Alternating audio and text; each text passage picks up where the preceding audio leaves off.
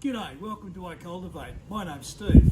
The other day we picked up these baby Ben figs at a local garage sale. Now you can see that they're not in the best of health, and a big reason for why is because of the size of the pot. So we're going to look at during this video how we can refurbish these figs and give them a happier life and hopefully become much healthier. This fig, we're going to need the following bits of equipment. First of all, some good quality potting mixture.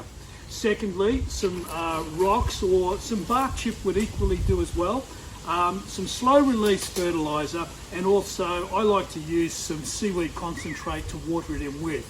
Lastly, of course, we need a good sized pot, and I'll talk about this in a moment, but a good sized pot suitable for the plant that is going into it. If we look at this particular baby Ben fig, which by the way is a Ficus benjamina, we'll notice that the leaf structure on it is really quite sparse, and there's also a bit of discoloration in the leaves as well. Now, the reason for this is predominantly because the pot that it is in is way too small, and this plant, while I'm not certain, I'm pretty confident it's probably been in this pot for a very long time. If we look at the bottom of the pot, we'll notice that there is quite a bit of root from the plant starting to grow out from this pot, which particularly with figs is quite a common thing, but it is an indicator that the pot is too small for the plant. So if we take this out of the pot, we'll notice that there's quite a woody root here at the bottom, which was trying to make its way out of the pot, and that is an indicator that the pot needs to be larger.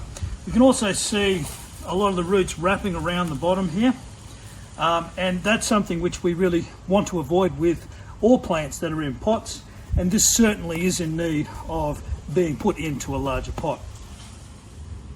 So when it comes to selecting the pot that we move this plant into, really what we want to do is to go for a pot which is about 30% bigger than the current pot.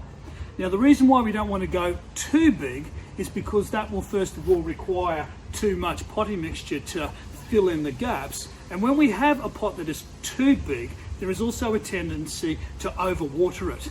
Now, while plants that are in pots need to be watered regularly, what we don't want to do is to water them too much.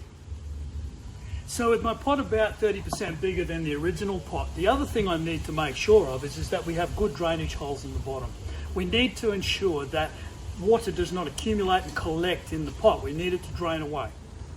To allow good drainage in the pot, but at the same time to not allow soil to fall through the drainage holes, what we need to do is to put a layer of aggregate or some bark chip or ceramic pieces will also be good for that. So I'm going to add some of this rock to the bottom. And then on top of this aggregate, I'm going to add a couple of inches of potting mixture.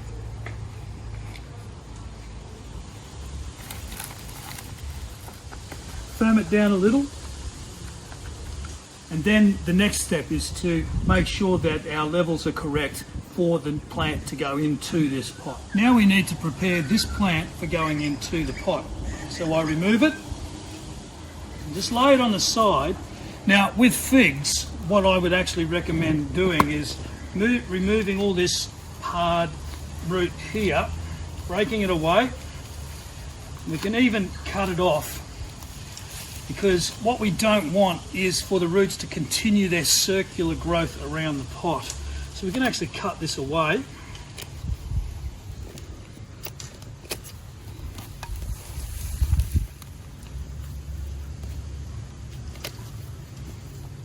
And then tease out these other roots.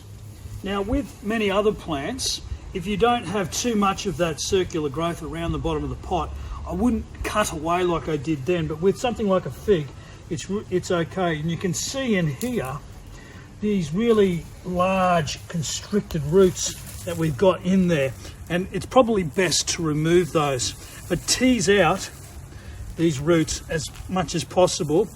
But as I said, with other plants, just go quite easy on them, I suppose. Tease them out. We really want to avoid that circular growth around the pot.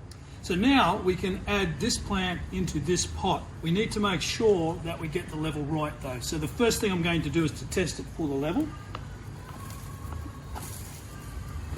and of course having it in the centre of the pot. This is probably about right the way it is. With the plant in the pot and at the correct level, we can now fill around it with the new potting mixture.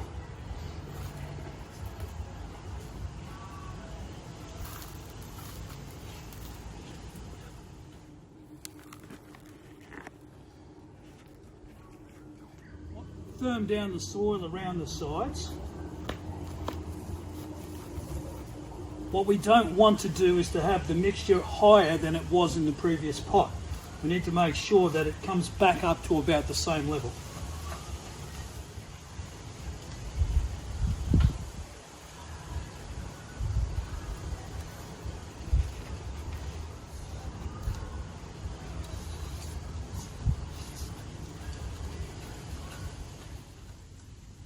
The next thing I'm going to do is to add a little bit of slow release fertilizer.